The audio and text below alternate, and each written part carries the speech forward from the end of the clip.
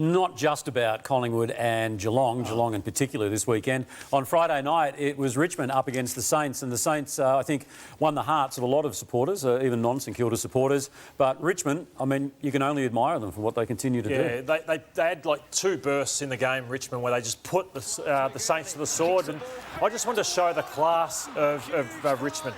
So this is the goals St Kilda didn't get. So we see misses like this from King, whereas Edwards kicks two.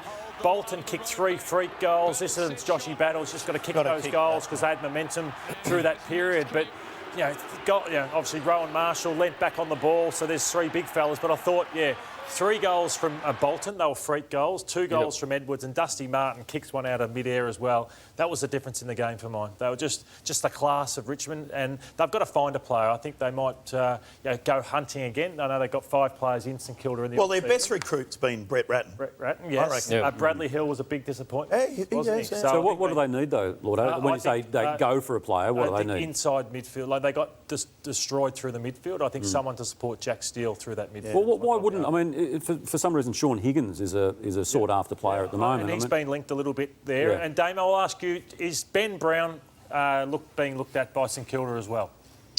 Not as much, Lordo, as I believe was the case during the year. I feel that Melbourne is the club that's now most interested in Ben Brown. There was an appeal for him and them because they want protection for Max King, but the way I'm reading it now is that Melbourne's moved into the front-running slot for Brown.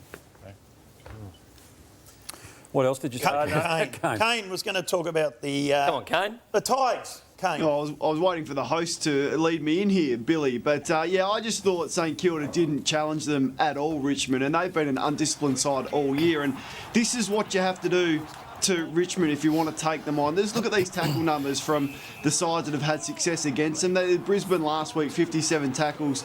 Port Adelaide played 69 against Geelong the week before. St Kilda just didn't challenge them whatsoever. 38 tackles. There was no physicality. There was no trying to ruffle the feathers and get that frustration out where they've given away 50-metre penalties and free kicks against.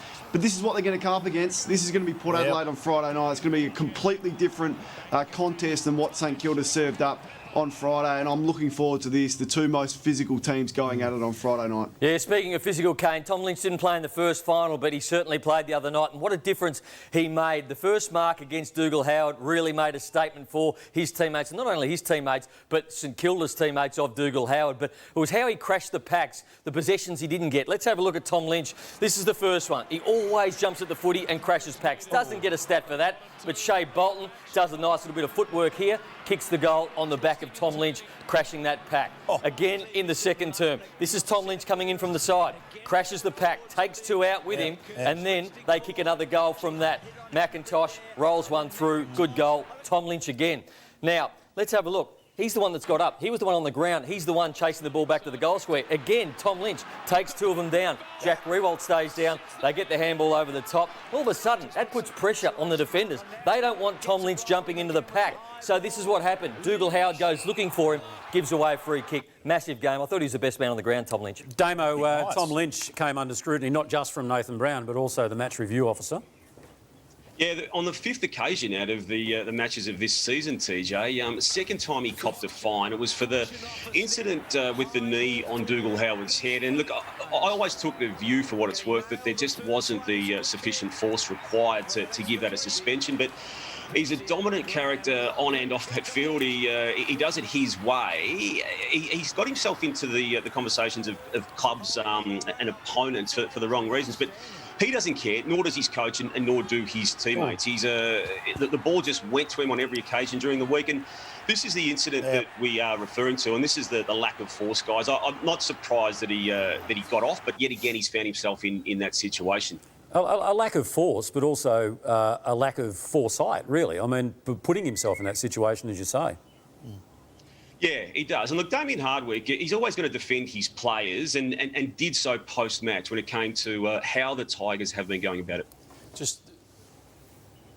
TJ, just want to talk about the midfield of the Richmond Footy Club. And it's not normally where they generate their scores from. They generate it from the back half with Vlastuin and Grimes and those types. But they scored 7 goals in the first half to St Kilda 0 from stoppages and 4 goals from centre bounces to 0 against St Kilda. And here's one. I love what they do. Cochin, he just holds. Dusty, you're our man. You get on the charge. So you watch Dusty. He gets on the charge. He's just off. He's still going. He's off, Dusty. Trent stays at the contest. So they know each other's games inside it. He doesn't get it.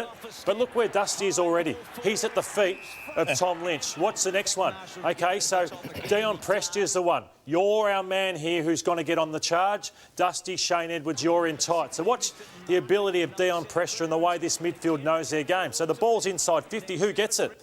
Dion Prestia. He's already in there, winning the ball out. Gets it out to McIntosh, who kicks the goal. And this last one, I loved it. Basher Hawley charges in. He was brilliant the other night. He gives it to Dusty. They launch it. So there's just, as Tommy Havey said, no finessing. Just get it in there, get it in long, top of the goal square, over the top. It was a masterclass from the Richmond midfield on Friday night, TJ. Damo, we will eventually hear from Damien Hardwick. Before we do, though, I just want to ask you about another incident that Michael Christian, the match review officer, was forced to look at, and this one involved the skipper. Yeah, it's Trent Cotchin who's tackling got himself into the match review. Well, actually, I was surprised, CJ, that this wasn't even referenced in the match review offerings. Now, I didn't expect him to get suspended, but I thought it was going to be looked at and at least referred and stated that we looked at it and didn't think much of it. But it wouldn't have required much more for that to be a whole lot of a different and worse outcome for Jack Jones. Exactly, and as you say, Damien Hardwick fully defending his boys after the match.